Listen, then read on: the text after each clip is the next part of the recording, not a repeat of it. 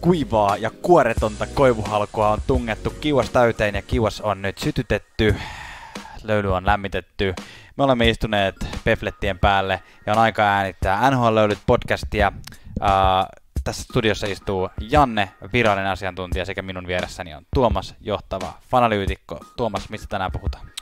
Oi että. Kyllä tänään maanantai-iltana, kun nauhoitamme tätä podcastia, emme ole vielä tietoisia siitä, että miten ensi yön kamppailussa tulee käymään, mutta se ei meitä hidasta, sillä nyt tulee, niin kuin Janne sanoi, kiukaallinen NHL-ihanuutta sinun korviisi, sinun elämäsi, jotta sinun elämäsi on taas vähän parempi ja saat taas päteä kavereillesi kaikella NHL-tietämyksellä. Saat olla samaa mieltä meidän kanssa, saat olla eri mieltä, saat kiroilla siellä ratissa, että eikö nämä urpot ole yhtään mistään samaa mieltä minun kanssa, niin se on sinun etuoikeutesi ja meidän etuoikeutemme on saada kuulua sinun korvissasi.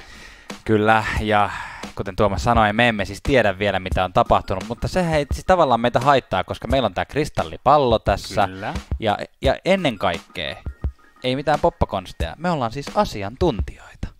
Kyllä. Että jos me sanotaan jotain, niin se pitää paikkaa. Näinhän se menee. Tervetuloa mukaan.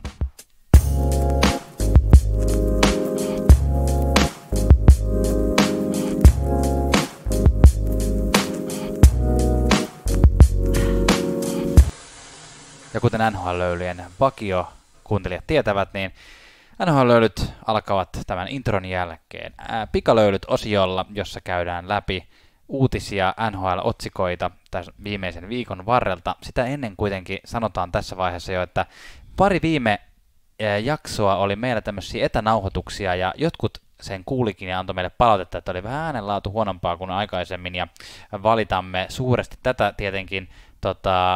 Me saatiin niin paljon tuossa korona-alkuaikoina harjoitusta noista etänauhoituksista, että olisi voinut kuvitella, että saadaan paremmanlaatuista materiaalia, mutta tällä hetkellä istumme taas vierekkäin ja katsomme toisiamme silmiin, joten Tuomas, annan sinulle silmävinkkaamalla nyt merkin, että voit kertoa ensimmäisen pikalöylyn. Ai mun vuoro vai? Nyt on sun. No niin, aloitetaan tästä heti, käydään käsiksi. Bobby Ryan, tunnettu muun muassa siitä, että hän valittiin toisena vuonna 2005 NHL Entry Draftissa. Heti, kuka se yksilö oli? Sidney Crosbyn jälkeen. Viime kaudella kävi semmoisen pienen pohjakosketuksen ottamassa, ja siitä on saanut uuden alun toivottavasti uralleen, ja nyt se uusi alku jatkuu siis jossain muualla kuin Ottawa Senatorsin organisaatiossa.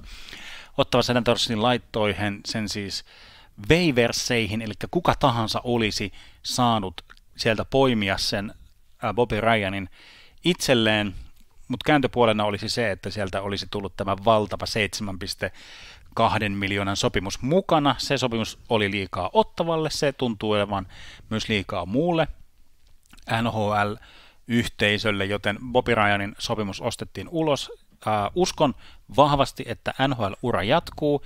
Bobby Ryanilla on todistettavaa, on näytettävää ja ihan kelpo pelimies vielä, mutta 7,2 miljoonaa vähän liikaa. Mutta sieltä uusi alku on tulossa.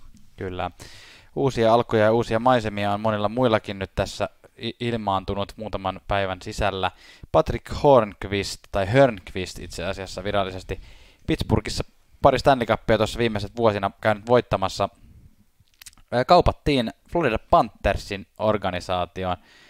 Mies on 33-vuotias ja 3 vuotta on vielä nykyistä 5,3 miljoonan sopimusta jäljellä ja seuraavat vuodet sitten huiskitaankin siellä Floridan noiden palmujen alla. Se puu oli, mitä mä tässä hain. Takaisinpäin Penguinsiin tuli Colton Sevier sekä puolustaja Mike Matheson, joka ehkä mun mielestä on tässä niin kuin se pääpalikka tässä kaupassa, mikä menee takaisinpäin tuonne Penguinsiin.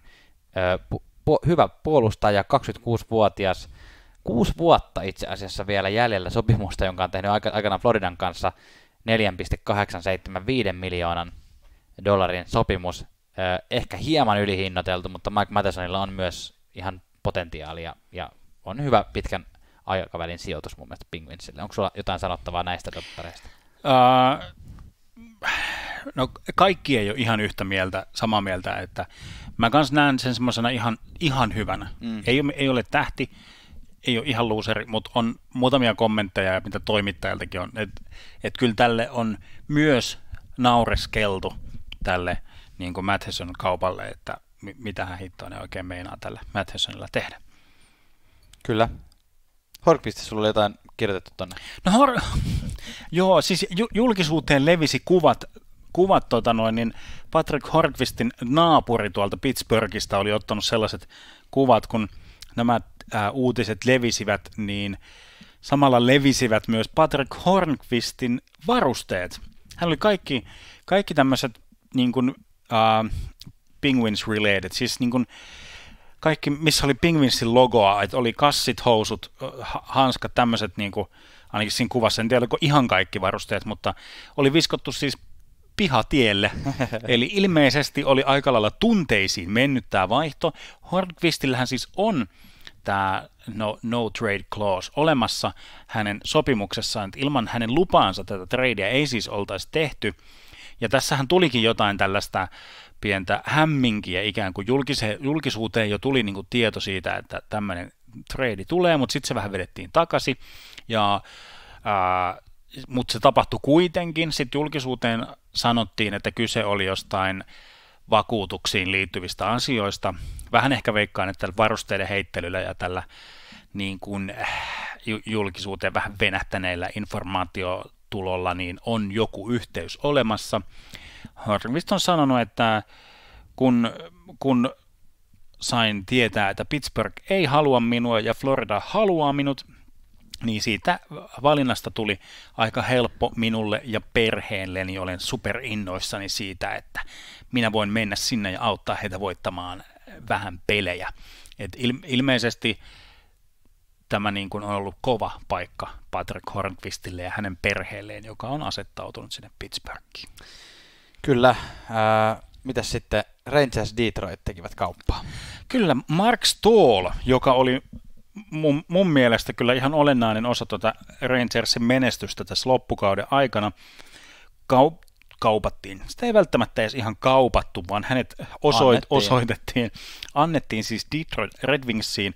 Kaupan päälle lyötiin vielä toisen kierroksen varaus, jotta Detroit ottaisi tämän sopimuksen. Iso sopimus on siis kyllä vielä 5,7 miljoonaa on Mark Staalin rasitus cap-hitille, ja kauppatavarana takaisin Rangersiin tuli tämmöinen mystinen Future Considerations-palikka, joka siis, vaihtoehtona A, joka tarkoittaa, että ei yhtään mitään, että ehkä sieltä tulee joku 7-kierroksen niin kuin varaus vuodelle 2040, tai B, tässä on tehty niin kuin tämmöinen tiskin alta sopimus, että Detroit ehkä voi valmistella jotain vielä isompaa kauppaa, mistä sitten irtoaa jotain palikoita, mitkä sitten tullaan antamaan Rangersille myöhemmin, mutta en tiedä, ehkä tässä nyt voi olla ihan vaan tämmöisestä cap-hitin syömisestä kyse. Niin, Rangers kyllä tarvii ton cap-hitin niin kuin vapautumisen. Voisiko se Future Considerations olla joku semmoinen, että Rangers vaikka suostuu, että ne häviää yhden pelin Detroitille ensi kauden aikana? Ennenkin saisi yhden varsinaisen peliä voita. No sitä voisi ehdottaa, katsotaan miten käy. Kyllä. Puolustaja Jeff Petrie on tehnyt 6 vuoden jatkosopimuksen Montreal Canadiensin kanssa 5,5 miljoonaa per kausi. Tuntuu minusta aika suurelta summalta Jeff Petrielle, mutta toisaalta tässä nyt tällä kaudella, etenkin tässä niin kuin muutamissa pudotuspelipeleissä, mitä Montreal ehti pelaamaan siellä karsintakierroksella, niin Petri näytti kyllä ihan hyvältä. Eli kyllä selkeästi Montrealissa hänet haluttiin pitää. Ja myös aiemmin oli uutisoitu, mistä ei tarvittu tässä podcastissa vielä mainitakaan, että myös Joel Edmundson on tehnyt 4 vuoden sopimuksen nimenomaan Montreal Canadiensin kanssa. Eli Montreal vahvistaa siniviivaansa, eli siis puolustusta. Joo, siinä alkaa puolustuspalikat olemaan ihan hyvällä mallilla, kun Shea Weber luutii niin kuin elämänsä kevättä. Siis todella hyvä vanhaksi mieheksi, ja siihen vielä päälle vaikka Ben Charrot, joka siinä on oikein laadukasta puolustustekemistä, alkaa puolustuspää näyttämään taas paremmalta. Puolustajista puheen ollen raportoidaan nyt vielä Juuso Riikolan sopimus 2 vuotta, 1,1 miljoonaa tuolle Pittsburgh Penguinsin takalinjoilla. Huhuja, nämä on nyt tämmöisiä asioita, mitä sanotaan nyt, että kun tuolla NHL-käytävillä, hallien koppien käytävillä kävelee, niin seinät puhuu, ei voi mitään nimiä antaa, mutta seinät puhuu. Kai sulla on maski päässä, kun sä kävelet. Kyllä. Mikko Koivu juuri viime jaksossa puhuimme, kuinka hän ei jatka Minnesota Wildin organisaatiossa, joten todetaanko vaikka tällä, että emme ole kovin yllättyneitä, mikäli Mikko Koivun ura jatkuu Philadelphia Flyersissa. Tällaista olisi tiedossa. Ja toinen tämmöinen ikipuheenaihe on Patrick Laine ja mahdollinen trade, mutta nyt niin kun ja hallien käytävät kuiskivat, että seuraavasta kolmikosta löytyisi tanssikaveri Winnipeg Jetsille vaihtokauppaan, eli älkää ihmetelkö, jos ensi kauden alkaessa, jos ja kun sellainen alkaa, Patrick Lainen osoite löytyykin Carolina Columbus Montreal kolmikosta. Eli mä voisin veikata, että kuka näistä kolmikosta saa semmoisen Winnipegille järkevimmän vaihtopaketin kyhättyä, niin Patrick Laine sinne sitten siirtyy. Hauskaa, viime jaksossa meitä pyydettiin analysoimaan vai pari jaksoa sitten näitä Patrick Lainen vaihtokauppatilannetta, ja siinä vaiheessa olin erittäin varma siitä, että häntä ei tulla kauppaamaan, varsinkaan Carolinaa, mutta ja tavallaan on samaa mieltä vieläkin, mutta ihan kiinnostava kuulla tällaisia huhuja. Hyvä, että sulla on korvat ollut avoinna. Pitkän linjan matkamies Chris Stewart on ilmoittanut lopettavansa NHL-uransa. Tai no, ei nyt sano pitkän linjan siinä mielessä, kun vaikka Joe Thornton tai Chara on pitkän linjan matkamies. Chris Stewart oli vasta 32-vuotias lopettaessa, mutta siinä mielessä matkamies, että oli ehtinyt pelata uransa aikana tietenkin Colorado Avalancessa, joka hänet draftasi aikanaan, mutta sen lisäksi myös Bluesissa, Sabersissa, Wildissa, Ducksissa, Flamesissa ja Flyersissa, ja eniten pisteitä teki kaudella 9-10, 66 pistettä Colorado Avalancessa. Kyllä, siellä hyviä pojoja ja teki onnistuneen tämmöisen Euroopan vauhdinoton niin kuin tekemässä vielä tässä, että sieltä kävi muistaakseni Saksassa, kävi ottamassa vauhtia ja palasi sieltä vielä NHL-kuvioihin. Tämmöistä tulevaa kautta ajatellen on povailtu tällaista Kanada-divisioonaa, mikäli kausi jatkuu, mutta tämä on mennyt multakin nyt siis ohi. Joo, eli siis jos kausi jatkuisi, tai kun toivottavasti jatkuu jossain vuodenvaihteen tietämillä, niin yksi vaihtoehto on tällainen, tai mitä on niin kuin tässä pyöritelty, että koska rajan ylittäminen on tietysti haastavaa ja se lisää tuon taudin leviämisriskiä niin kuin erityisesti, mutta sitten tietysti pysytään niin kuin toiset pysyy toisella puolella ja toiset toisella puolella, eli tulisi tämmöinen niin sanottu Kanada-divisioona, missä olisi pelkästään kanadalaisia joukkueita ja ne pelaisi sitten keskenään. Se olisi ehkä jonkun mielestä mielenkiintoista. Me ollaan raportoitu näistä kokeneista konkarimaalivahdeista, kuinka heitä tuntuu olevan ensi off-seasonilla liikkeellä ja kaupan, joten eiköhän me sinne lisää sitten saada vielä, eli Ottavan Greg Anderson lisätään tähän soppaan. Hän ei tule saamaan jatkoa Ottava Senatorsin organisaatiosta. Hän sai semmoiset kans lämpimät kiitokset ja voi keksiä sitten jotain muuta.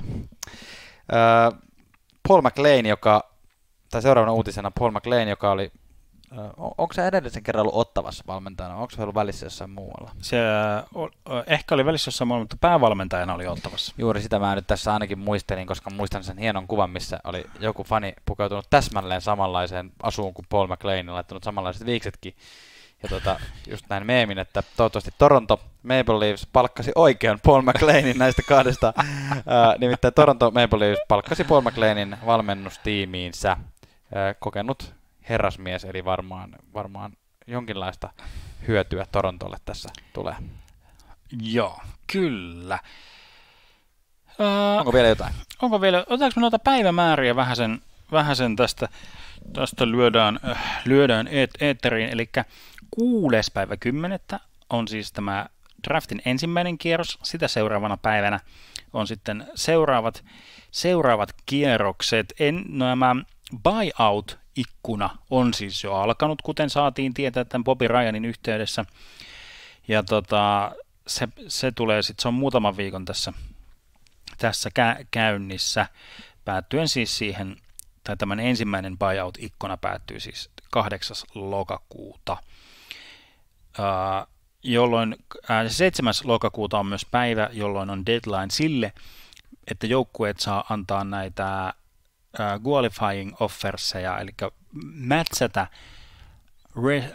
rajoitettujen vapaa-agenttien ulkopuolelta tuleviin tarjouksiin. Kyllä, joo. Mitäs muuta sä löydät sieltä? Katsotaan, onko täällä nyt jotain sellaista, mikä nyt meitä kiinnostaa ja koskettaa. No sitten tulee näitä, tietysti free agency alkaa 9. päivä lokakuuta.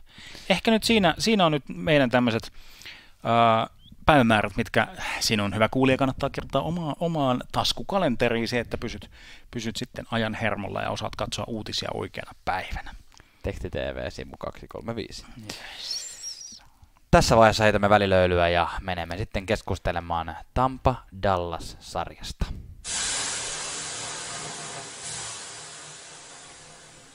Jos sinä, hyvä kuulija, käytät jotain sosiaalisen median palvelua, niin on hyvin todennäköistä, että myös me käytämme sitä samaa palvelua. Jos se palvelu on TikTok, niin me emme käytä sitä valitettavasti, mutta käytämme muun muassa Instagramia, Twitteriä ja Facebookia, joten kannattaa ottaa meidät sieltä haltuun. Ja toivomme ja pyydämme myös, että siinä podcast-palvelussa, mitä käytät, niin käyt meidät tilaamassa, ja jos vaan on mahdollista, niin antaa vaikka arvostelua tai tähtiä siinä myös, niin se tekee meille erittäin hyvää myös, jos haluat meitä auttaa, jos pidät meistä. Ja miksi et pitäisi? Sulla on Tuomas viikon kuuntelijakysymys. On joo, piti tuohon TikTokiin sanoa, että jos... Se on TikTok. TikTok oli bändi. Hei, siis lopeta. Jos et ole TikTokia asentanut puhelimeesi, niin älä asenna hyvän tähden. Pysy siitä kaukana. Siis mä asensin vähän sellainen puoliläpällä, että mennään nyt katsoa, että mikä meininki.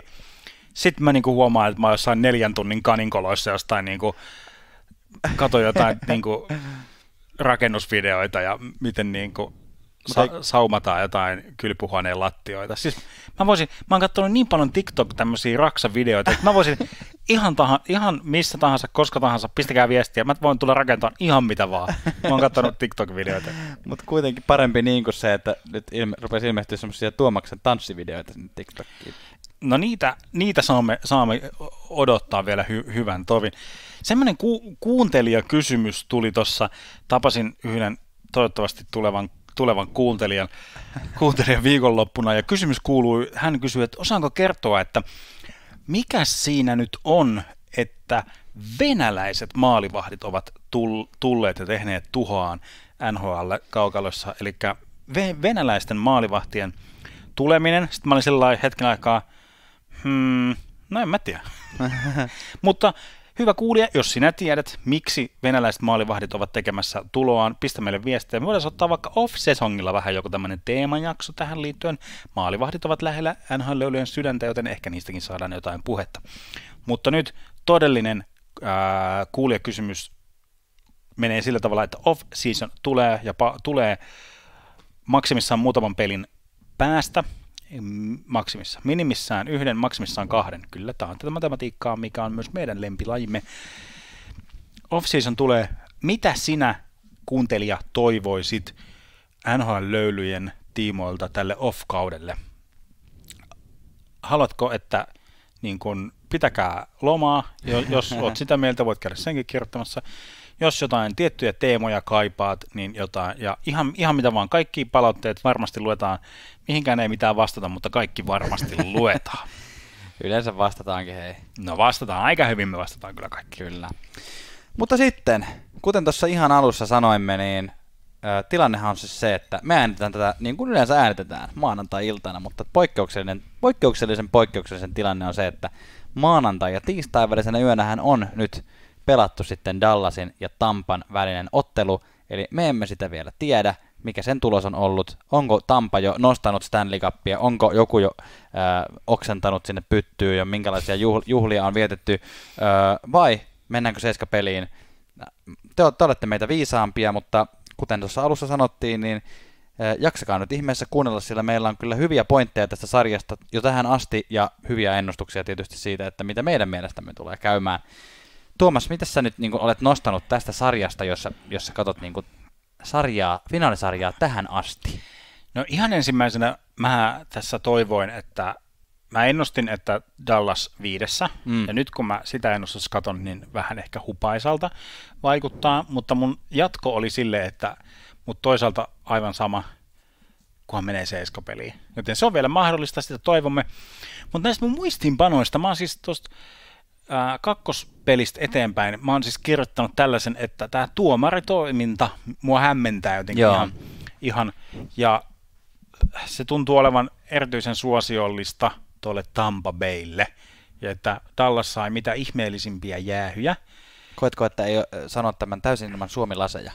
Mä sanon tämän ehkä siitä kakkospelistä ihan ilman suomilaseja, mutta se mikä niin kuin on jatkunut läpi tämän sarjan mun mielestä on toi tuomarityöskentely.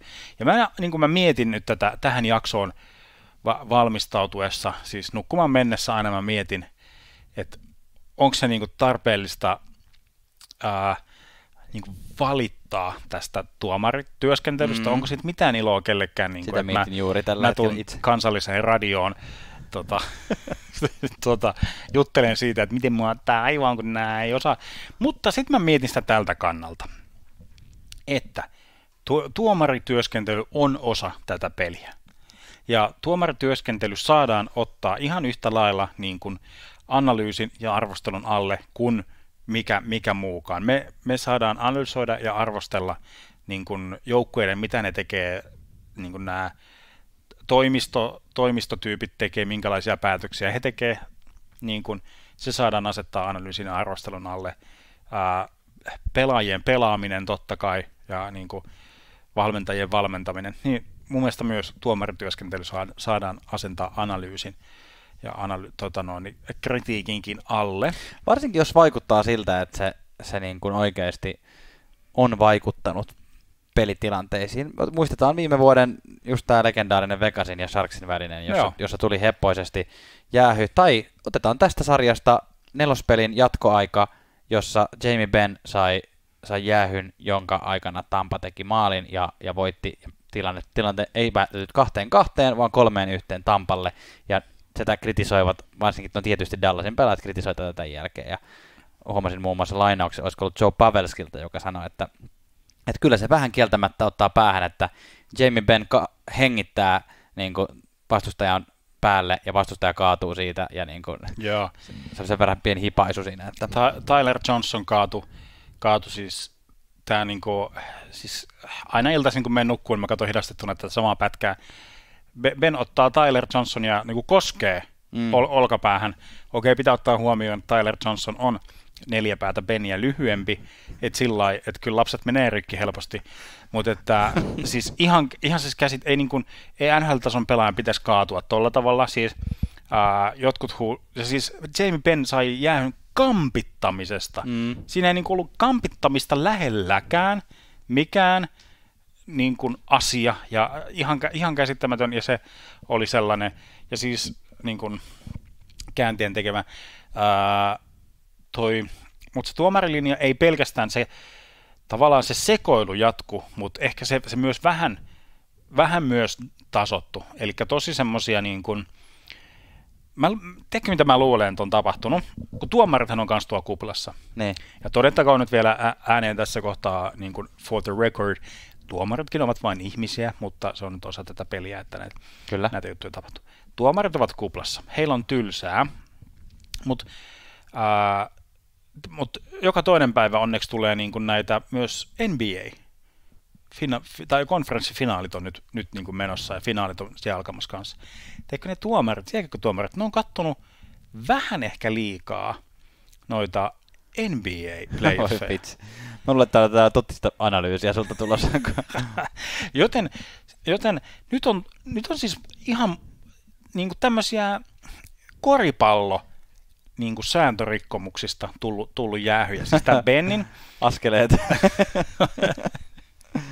Ei, mutta siis se, että niin kuin, koripallossahan on tosi tarkkaa, että sä et saa niin kuin estää sitä hyökkäävää pelaajaa. Cernakki muun muassa kanssa saanut ihan niin kuin semmosia, että on asettanut kätensä. Lindelkin taisi saada muistaakseni jonkun semmoisen ihan kummallisen jäähyn, niin kuin asettanut kätensä vastustajan niin kuin eteen. Ja Maruunkin taisi saada jonkun vastaavanlaisen. Niin kuin, ne on niin kuin muista ihan semmoisia tavallisia pelitilanteita. Ja niistä ei ole tullut, tai siis niistä on tullut jäähyjä. Ja sitten tilanteita, mistä ei ole tullut jäähyjä, niin kuin nähtiin Hintzin loukkaantuminen, joka olisi niin kuin ihan ehdottomasti pitänyt olla jäähy. Mä niin kuin olisin voinut siitä, semmoisella pienillä Mikko Alatalo suomilaseella niin kuin sanoa, että siinä on niin kuin jopa vaihtoehdot annettiin tuomarille, että sä saat antaa 2 minuuttia kampituksesta tai 5 minuuttia niin kuin laitataklauksesta. Kun Hintz nousee laitaa pitkin, Tyler Johnson on vähän myöhässä tilanteessa, huitasee mailallaan, yrittää tavoitella kiekkoa, jonka Hintz on jo juuri niin kuin pistänyt eteenpäin, mutta osuukin Hintzia jalkoihin, Hintz kaatuu, Tyler Johnson kaatuu vähän Hintzin päälle, ja sitten siinä vielä niin kuin näkyy oikein, kuinka Tyler Johnson työntää niin kuin kaatumassa olevan Hintzin päin sitä laitaa, ja ei jäähyjä, ja Hintz on loppupelin poissa ja seuraavan pelin poissa. Eli niin kuin,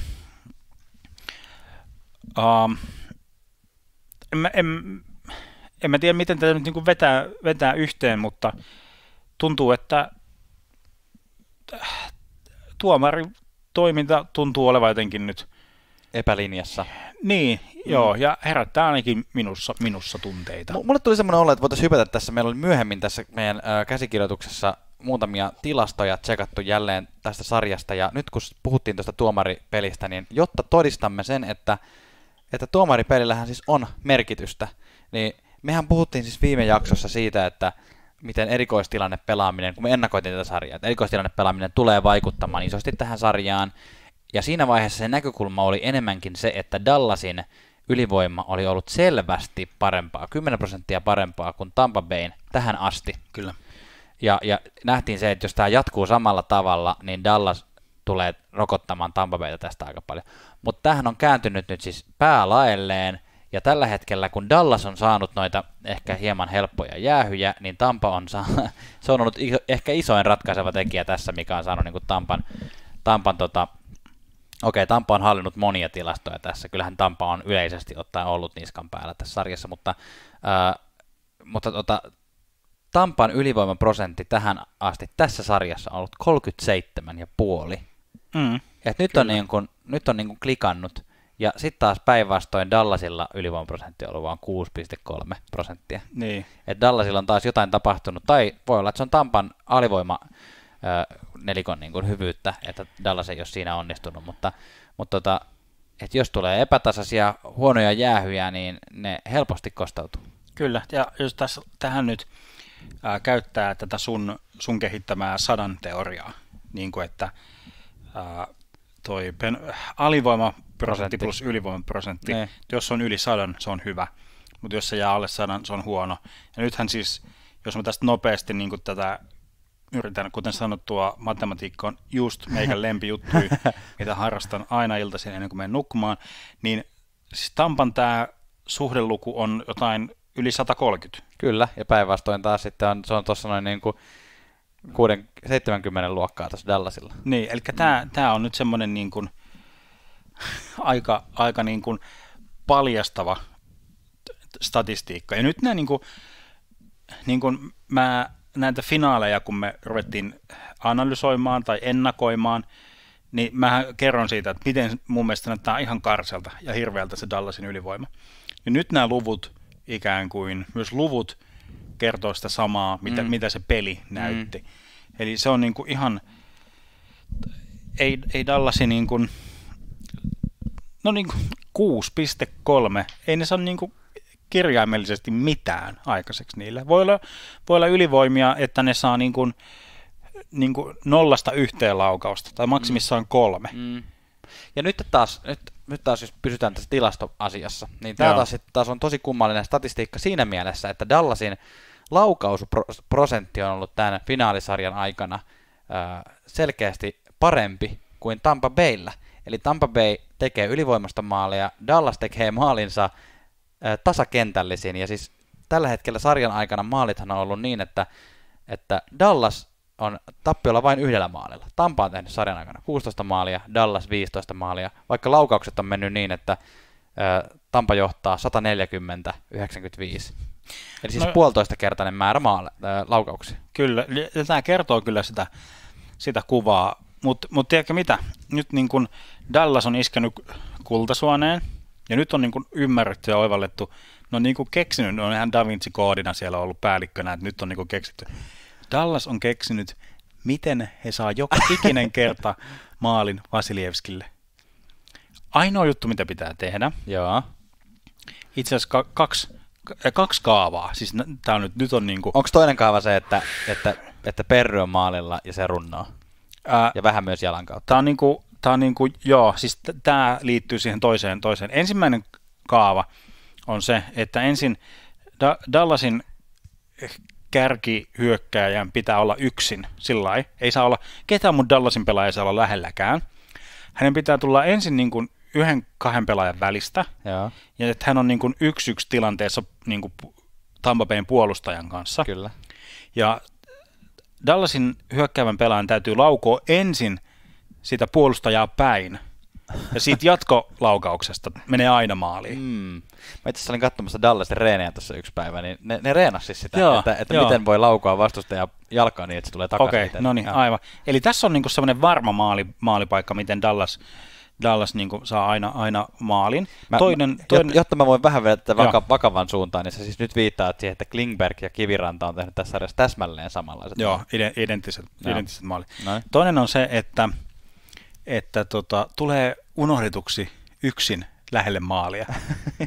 Ja tähän liittyy myös Kiviranta, sillä Kiviranta ja Perry tekijä niin kuin molemmat. Ja oliko se Pavelskikin jonkun semmoisen, niin että unohdetaan, että tämä tietysti vaatii myös vähän semmoista yhteistyötä niin kuin myös Tampa Bayn puolelta, mutta hyvässä yhteistyösopimuksessa saadaan näitä harjoiteltua kuvioita myös toimimaan sillä, että Dallasinkin pojat saataisiin tehtyä maalia. Eli jätetään Dallasin hyökkääjä yksin niin kuin maalin eteen kiekon kanssa. Niin silloin saadaan maaleja aikaiseksi. Niin onko Tampa Bayn taktiikkana ollut siinä jotenkin, että jos ne jättää sen ihan sinne yksin, niin se jotenkin hämmentyy tai tulee yksinäiseksi? On. Ja mä puhuin siinä ensimmäisen finaalipelin jälkeen mä puhuin siis Dallasin taktiikasta, että miten nyt näyttää jotenkin organisoidulta ja suunnitelmallisuudelta, että on se todella aktiivinen korkea kärkikarvaus ja sitten on vedetty sitä niin kuin viivaa kiinni, että on tämmöinen selkeä niin kuin juttu, mikä. Mutta niin kuin siitä eteenpäin, kun katsonut noita pelejä, niin oikeastaan ainoa järkevä taktiikka, mitä Tampa Bay on pystynyt niin kuin tuomaan tai tarjoamaan tai yrittämään ehkä. Vai Dallas? Anteeksi, Dallas, kyllä. Ainoa, niin kuin, tämän ensimmäisen pelin jälkeen niin kuin, kaikki semmoinen suunnitelmallisuus ja organisointi on mennyt ihan romukoppaan. Ja siis vaikka toi äskeinen sekvenssi noista maaleista oli nyt vähän tuollaista huumori, mutta musta oikeasti ihan tuntuu, että se treeneissä on treenattu mitä me tunnetaan jotain ihan hattivattihommia. Mutta ainoa semmoinen niin kuin järkevä suunnitelma, mitä Dallasin puolelta on tullut ilmi, on Anthony Khudobinilta. Jep. Ja Anton Khudobin sanoi ennen peliä, kun toi Stanley Cup-pokaali tuotiin sinne näytille sinne katsomoon, niin kuin, vähän niin kuin tuijottamaan sitä, että kenen kanssa päästään saunomaan, niin ilmeisesti joku toimittaja oli kuullut että Khudobin olisi venäjäksi sanonut, että nähnyt sen pokaalin sieltä, että nyt meidän kyllä varmaan kannattaa vaan käydä nappaan toi pokaali ja juosta äkkiä karkuun. Kyllä, ja näihin sanoihin on myös hyvä heittää pikkusen löylyä, ja jatketaan tämän sarjan tärkeiden henkilöiden ja muutamien tilastojen vielä analysointia löylyjen jälkeen.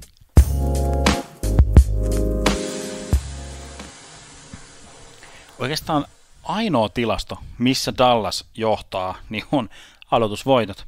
Äsken tosin todettiin juuri se, että myös laukaisuprosentti on Dallasin johdossa. No laukaisuprosentti, mutta semmoinen, millä on niin kuin sillä väliä. Laukauksissahan Tampa menee siis valovuoden edellä.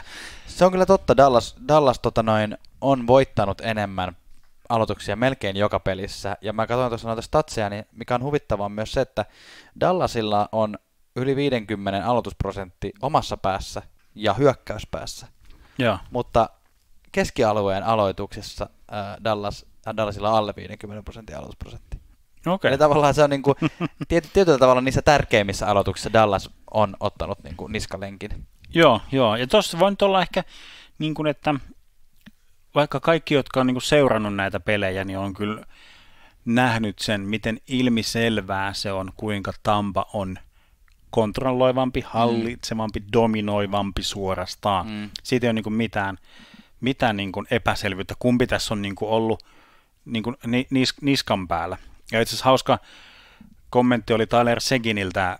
Häneltä kysyttiin, se oli varmaan siinä vaiheessa, kun siirryttiin konferenssifinaalivaiheesta Stanley Cup-finaaleihin, että toimittaja latoi tiskiin, että no hei, että te olette nyt ensimmäinen joukkue sitten 70-luvun, joka on mennyt niin kuin negatiivisella maalisuhteella niin kuin jatkoon, ja teillä on huono tämmöinen tilasto, ja niin kuin, sitten niin kuin, sekin oli sillä niin kuin, että no joo, mutta toi kertoo nyt mulle vaan silleen, että kuinka niin kuin statistiikka on yliarvostettua. Ja se niin kuin jotenkin ehkä, jos haluaa nähdä, niin se näkyy myös Dallasin pelistä, että sinne niin kuin mennään askiin sillä niin kuin, no niin jätkät, nyt mennään voittaan, menkää niin kuin tekemään kaikkenne ja jokainen tekee jotain ja me mennään sinne ja niin kuin yritetään voittaa. Ja se on nyt toiminut niin kuin 2 kertaa. Niin, kyllä. Nyt nähtiin ensimmäinen back-to-back-peli niin kuin taas sillain niin kuin harvinainen juttu finaaleissa.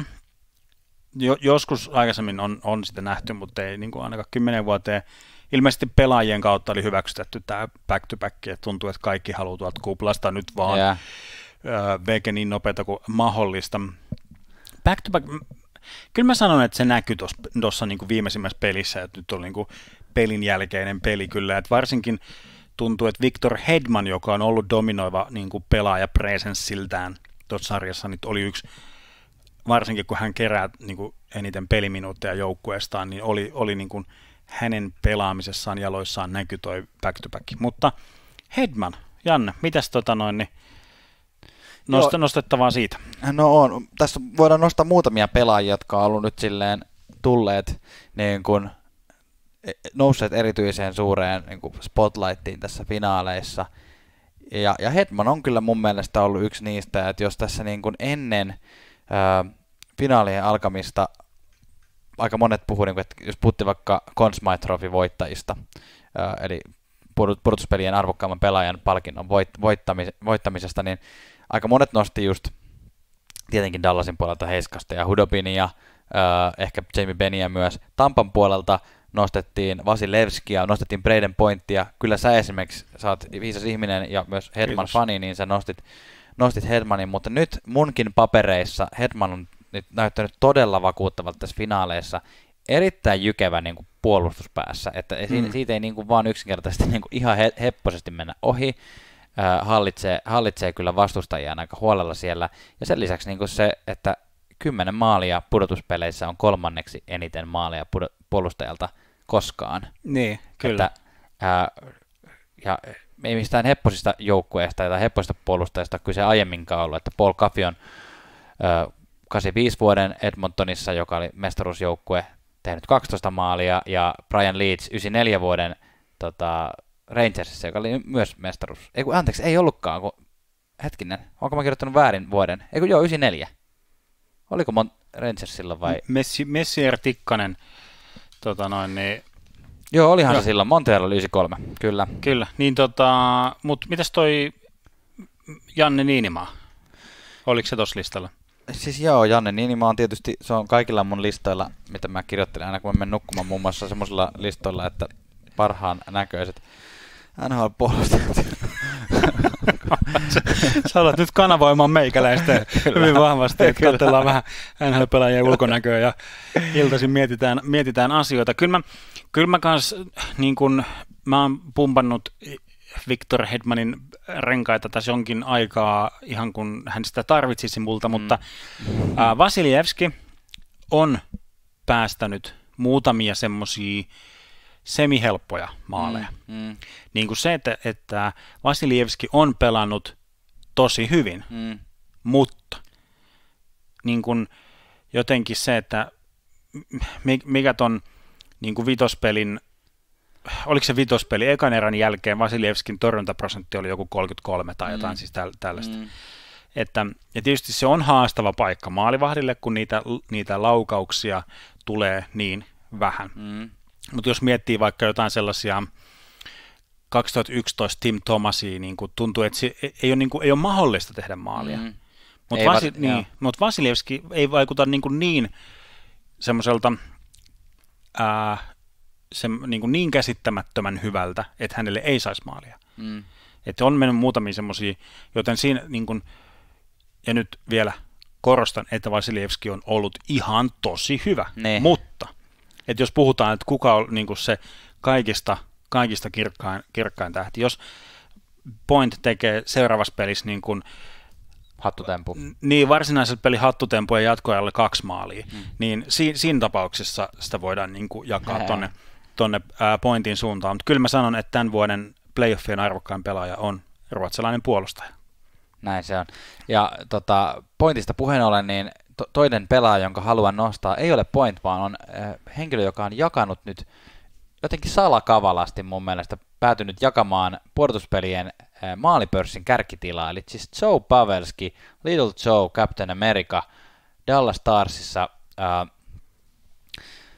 12 maalia, ja tämä on mun mielestä niin kuin sen takia nostamisen arvoinen asia, että nyt niin kuin nämä niin kuin lainapelaajat, jotka on tullut tuolta niin kuin länsirannikon aurinkorannoilta, San Josesta ja Kalifornian Anaheimista, eli Scottie Perry ja Joe Pavelski on nyt noussut kuitenkin sitten, vaikka kritiikka on molemmat saaneet osaksi, ne on noussut niin kuin ratkaiseviksi pelaajiksi tässä sarjassa Dallasin puolella. Et kun pelit on tärkeitä ja on niin kuin saatava niitä voittoja, niin siellä on niin kuin semmoista vakautta ja kokemusta, mikä sitten tuntuu jollain tavalla kuitenkin ratkaisevat. Peri vitospelissä 2 maalia ja Joo, siis mä näen ton tilanteen, Dallasissa on käyty niin kuin viime kauden päätteeksi semmoinen niin kuin palaveri, että mitä me tarvitaan, että me ollaan parempi joukkue, me tarvitaan tämmöisiä palasia, me tarvitaan tämmöisiä elementtejä. Tiedätkö, siellä on ollut niin kuin scouting staff ja coaching staff ja niin koko GM assistant GM-linjasta siinä ja Jim Neal ottaa muistiinpanoja. Yes, okei, nyt mä tiedän. Mä hoidan, Jim Neal on sellainen, mä hoidan. Sitten se menee koneelle, pistää tilauksen sisään, sitten menee pari viikkoa eteenpäin, niin siellä Dallasissa on semmoinen iso laatikko, missä lukee Import Pacific, tuontitavaraa tuolta länsirannikolta, ja sitten se avataan se paketti, ja sitten se on sellainen, Jim, mitä hittoa, että täällä on nyt ihan 2 tämmöistä ikäloppua, että täällä on nyt nämä Pavelski ja Perry, että mitä sä oikein kuvittelit? Sitten niin kuin sillain Jim Neal GM on sanonut, että tämä on se, mitä me tarvittiin hommahoidosta, kaikki muuta sanoo, että ei ole totta, ootko niin kuin tosissaan, niin vitsi mikä spede. Mutta nyt, niin kuin, nyt niin kuin näyttää paremmalta noi hankinnat, kun monikaan tai kukaan osas niin kuin ikinä sitä niin kuin nähdä Tuomas, näitä Tuomas, mä en voi tässä tämmöisen, sulla on ollut niin hienoja tarinoita tässä, että mä en voi sanoa muuta kuin, että ei ole totta, ootko tosissaan, vitsi mikä spede. Ei, noista Pavelskin ja Perryn maaleista, nehän niin kuin niihin liittyen niin kuin pakko nostaa vielä yksi statistiikkapointti, joka tässä jäi vähän niin kuin ohi suun, ja se on se, että Dallas Stars on ollut hyvä tekemään maaleja vikassa erässä, tai tämä summa ei ole mikään sairaan suuri, mutta Dallas on tehnyt siis tässä sarjassa 5 maalia kolmansissa erissä, ja Tampa on tehnyt vain 2 maalia kolmansissa erissä, mikä kertoo siitä, että mikä on kyllä peilaa koko playoffeja, että Dallas on ollut aika hyvä niin kun, nousemaan, jos on jäänyt alkupelistä alakynteen, ja sitten taas päinvastoin Tampa on tehnyt pelin ensimmäisen maalin näiden pudotuspelien aikana 11 kertaa, ja 10 niistä se on voittanut. Eli nyt niin kun jos miettii tähän ensi yön peliin, josta te kuulijat, joille olette meitä viisaampia, niin niin kuin hyvin suurella yli 90% todennäköisyydellä, jos Tampa on tehnyt ensimmäisen maalin, niin Tampa on myös voittanut Stanley Cup-mestaruuden. Joo. Mun mielestä ihan mielenkiintoinen pointti. Aivan. Mielenkiintoinen point. Ja siitä päästäänkin Stamkosiin. Siis Joo, tässä oli spekulaatioita siitä, että ottiko Stamkos, sitä siis Tampa Stamkosin kehiin tuohon yhden pelin ajaksi ihan vaan sen takia, jos he mahdollisesti voittavat tuon Stanley Cup-pokaalin, niin Stamkos saa nimensä pokaaliin. Saisi se muutenkin kyllä. No niin se saisi, mutta tämmöistä. Mutta jos pelaa finaalisarjassa, niin silloin niin kuin, tavallaan on oikeus siihen. Joo. Että tavallaan muutenhan joukkue saa itse kyllä päättää, että olisi ne muutenkin se Stamkosin nimen siihen laittanut, mutta nyt kun hän on pelannut, niin nyt hänellä on myös niin kuin täysin vaadintaoikeus siihen, että kyllä. Cooper, hei, että Saisikohan Saan Bargenheimin? Joo. Stamkoshan jätti jäljen, siis kävi kentällä 2.47 peliaikaa, ei mitään valtavaa. Nyt on kerrottu, että ei pelaa enää viimeisissä peleissä, tai siis kutospelissä ainakaan, ja tietenkään jos tulee seiskapeli, niin ei pelaa myöskään siellä. Mutta teki yhden maalin, ja se on mun mielestä ihan siisti tarina siis silleen, että se ei ole ollut turhaa, että Stamkos kävi kentällä. Joo, siis todellakin, se oli ihan todella se on mun mielestä yksi ihan upeimmista yksittäistä tarinoista, niin kuin sen lisäksi, että Corey Perryn vaimo on katsomassa, niin sen lisäksi ihan siis Stamkos. Mutta Janne, kysymys sulle. Sä oot joukkueen valmentaja. Onko tämä nyt joku spede-kysymys? On. Kumman sä ottaisit mieluummin sun joukkueeseen Stanley Cup playoffiin? Steve Stamkosin, joka tulisi pelaamaan vaan 2,5 minuuttia, mutta tekee yhden maalin, vai Tyler Seguinin, joka pelaisi 15 peliä eikä tee yhtään maalia. Eikä pelaa 15 peliä koko pelin eikä tee yhtään maalia. Kumman sä ottaisit? Mutta Seguinhan on tehnyt maaleja. Mutta ei viimeiseen 15 peliä. Eikö? Ottaisin silti ehkä Tyler Seguinin. Valitettavasti. Sulla oli hauska kysymyksen asettelu, mutta etenkin viimeisessä pelissä, jos nyt puhuttiin siitä, että nämä isot kaverit nousee tärkeisiin rooleihin, niin Tyler Seguin näytti erittäin hyvältä. Näyttää erittäin hyvältä. Hieno tatuointi. Vitospelissä. Se on tärkeää. Mutta hei, nyt me ollaan päästy niinku puhumaan. Mä sanon tuossa Seginistä se, että kun me sanottiin, että ainoa tapa, millä vaikka Segin saadaan toimimaan, ja Radulov on, että pidetään toi koko kauden ja pari kautta yhdessä pelannut kenttä yhdessä Ben Radulov Segin. Mutta nyt se on muutaman pelin rikottu.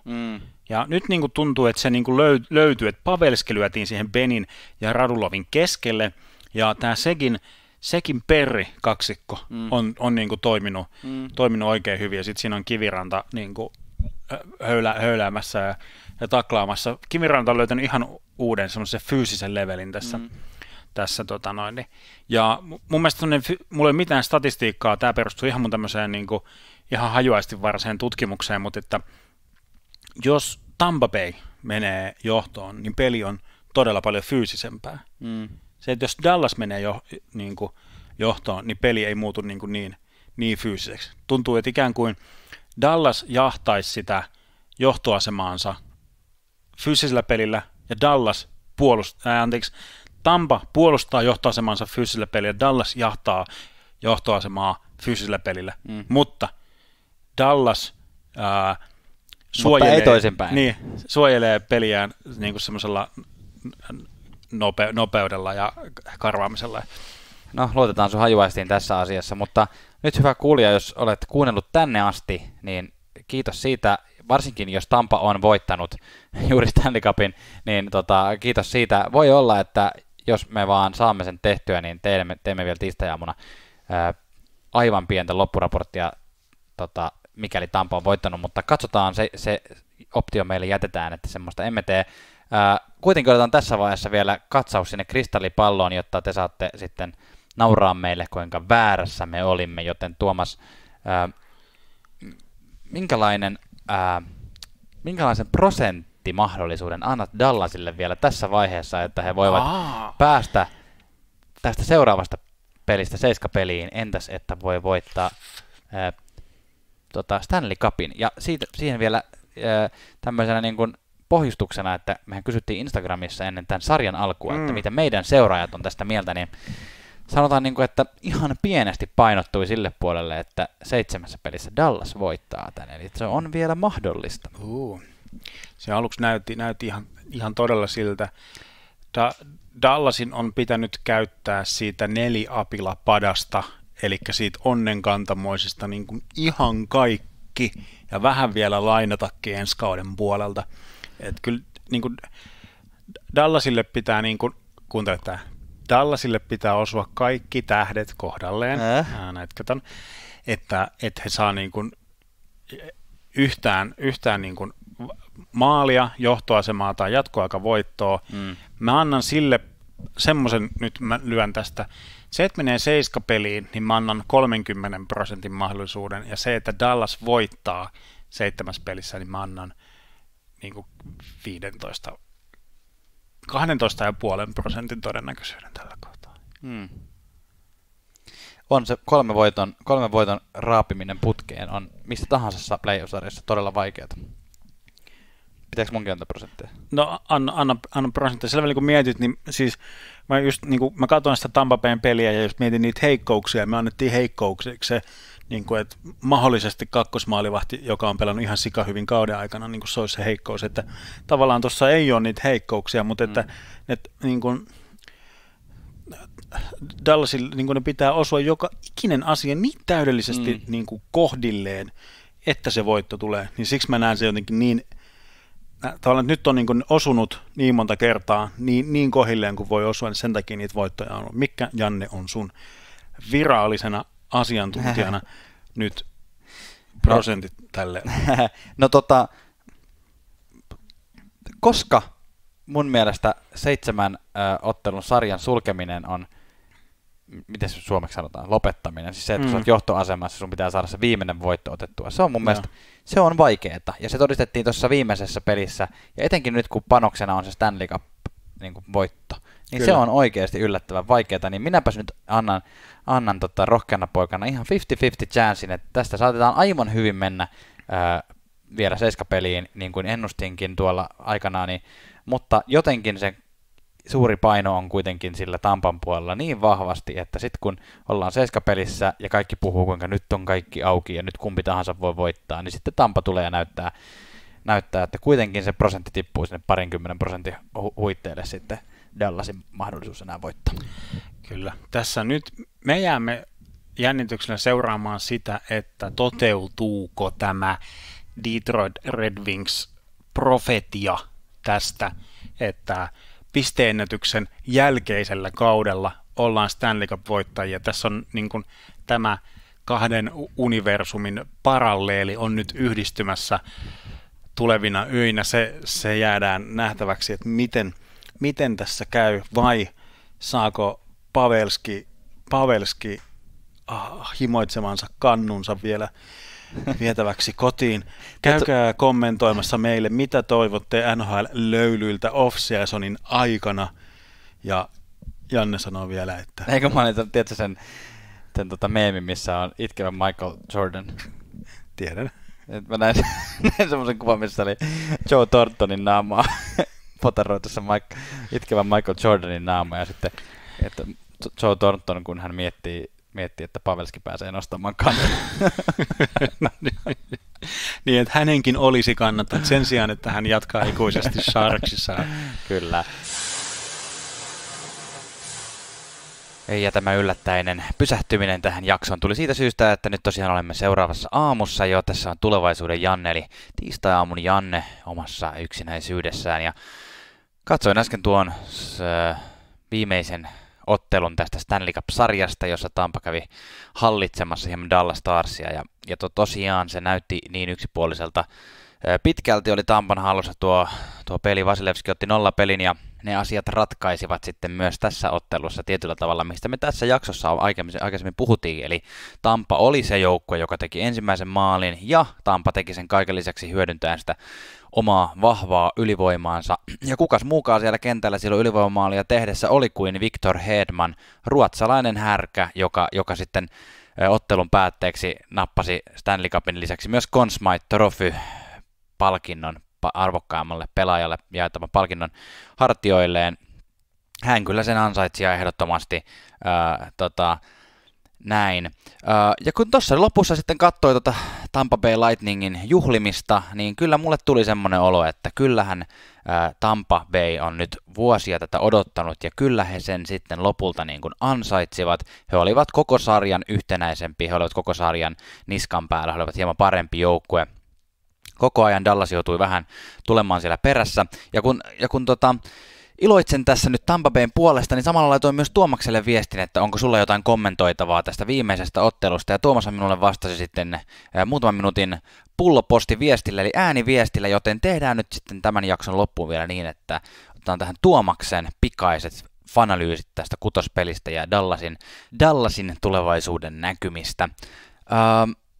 Muistutetaan vielä tietenkin se, että kyllä me tehdään tästä vielä jonkunlainen kokonaiskoonti sitten seuraavan jaksoon aivan varmasti, mutta tässä Tuomaksen pikafanalyysit.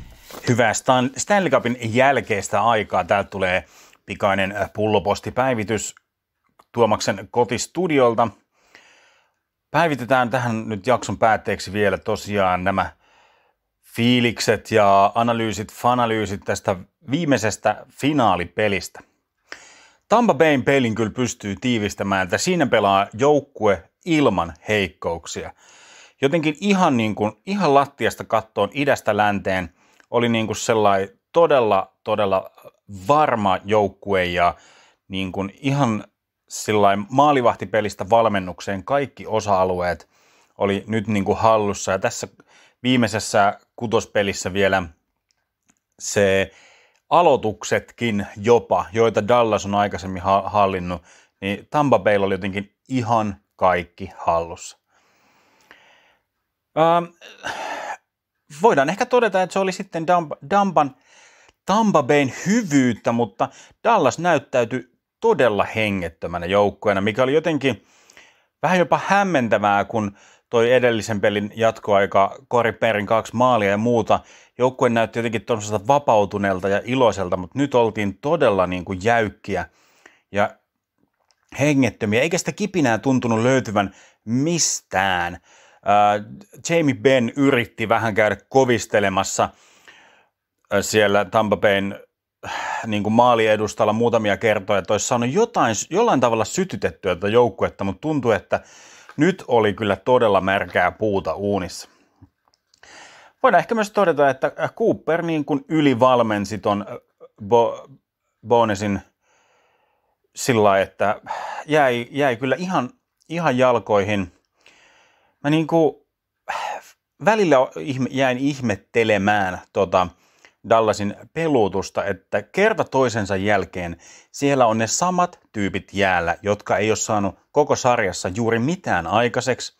Ja ne on siellä koko ajan yrittämässä. Että oikeastaan missään vaiheessa ei niin kuin tämmöiset niin sanotut kuumat pelaajat sitten saanut sitä palkintoa siitä pelistään, niin kuin vaikka tämmöisellä lisääntyneellä ylivoima-ajalla tai jollain sellaisella, että aina siellä tuntuu olevan ne Radulovit, Seginit, Benit, jotka ei tuntunut oikein lähtevän liikkeelle. Okei, tässä viimeisessä kutospelissä loukkaantuneiden listakin alkoi olla jo sellainen, että ei siellä oikein sitten ollut enää ketään. Kutospelistä Dallasille niin kuin puhtaat paperit pelillisesti ehkä niin kuin voisi oikeastaan antaa vaan niin kuin Heiskaselle. No ehkä Kivirannalle myös hyvä peli sieltä. Kudopin sanotaan, että muutama semmoinen heikompi suoritus, mikä sitten johti näihin kahteen maaliin. Ja sen jälkeen Tampakin keskittyi vaan jäädyttämään sitä peliä, ettei niinku Kudopinkaan ei joutunut mitenkään kovalle testille sitten enää tuossa lopussa. No tuomaritoiminta nyt, otetaan sekin nyt tähän tarkastelun alle, oikeastaan sama linja jatku, mikä on ollutkin tollainen erikoinen, heittelevä. Corey Perry sai ihan tosi kummallisen jäähyn ihan vaan sen takia, että hän oli Corey Perry tarvinnut edes koskea Vasilevskiä, ja Vasilevski on siellä Ketara-tojollaan, ja Perille penalttia. Tampalta jäi 2 mun mielestä aika selkeätä korkeata mailaa viheltämättä. Eli tällaista niin kuin, tämä on tämmöinen sivujuone tässä. Mun mielestä ne ei kuitenkaan niin kuin ratkaissut sitä peliä, niin kuin ei tullut mitään sellaisia niin isoja räikeitä tuomarin virheitä, että se peli olisi siihen ratkennut, mutta varmasti oli myös niin kuin omalta osaltaan niin kuin tappamassa sitä Dallasin vipaa, kun tuntuu, että varmaan myös tuomarit on niin kuin vastaan. Mutta sitten niin kuin, vähän sillä niin kuin, mitä viivan alle jää niin kuin Dallasille tästä kaudesta, että vaikka tämä kutospeli oli huono peli heiltä ja oikeastaan koko finaaleissa oli täysin vastaan tulijoita, mutta tässä koko kauden mittakaavassa kyllä Dallas oli niin kuin tämä, että hän on finaaleissa ja saa niin kuin kammettua sen kutospelin, niin onhan tämä nyt semmoinen niin kuin voitto tolle joukkueelle tämän niin kuin kauden kaikkien vastoinkäymisten jälkeen. Ollaan puhuttu myös tästä kuplan autenttisuudesta ja näistä niin kuin yleisöäänistä ja tämmöisestä, niin mielestäni olisi ihan hauskaa pientä pelisilmää laittaa sellaista EA Sports buuaukset siinä kohtaa, kun Gary Bettman tulee jäälle, mikä on ollut tämmöinen perinne, että Bettman saa pienet buuaukset aina kun hän tulee jäälle, mutta tällä kertaa niitä ei tullut. Mutta sitten käännetään nyt katseet siis tuohon Tampa Bay joukkueeseen. Tämä profetia toteutui. Tämä on hieno, tämä joukkue on todellakin ansainnut tämän. Tämä on hyvä, hieno joukkue.